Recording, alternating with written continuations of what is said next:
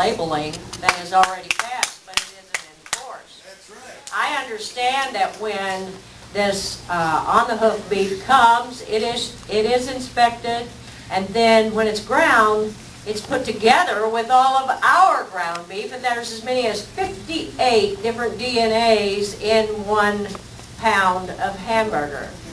Why are we not putting our efforts where we can protect the American people and the American producers and the consumers in our country by actually enforcing a law that's already on the books instead of another one?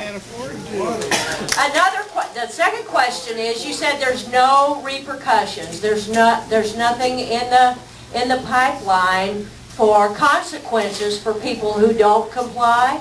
That's not the way I read it. I read that there's a fine going to be put on everybody's farms per day when it's finished, to the point where they will lose their premises very shortly. Thanks.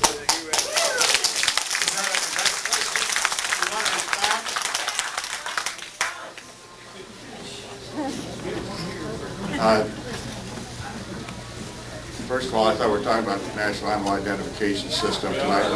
We are. That was the rules were being used. So anyway, the other thing about the fines, there's nothing in our strategic plan that says anything about $1,000 fines or anything like that.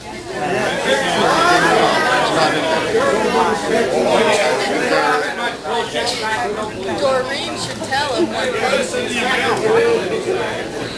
No, there isn't anything in the draft strategic plan about fines at all. The state of Texas, because they're looking at states to implement this, the federal government really can't. Okay, the state of Texas passed a bill called 1361 last year that would have made premises identification mandatory in the state of Texas beginning in July of this year.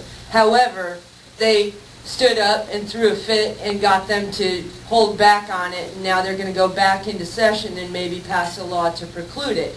The fines for that were $1,000 per day. I read the law and it said $1,000 per day. It could be up to $1,000 per day. I mean, I can't handle $1 a day fine. But anyway.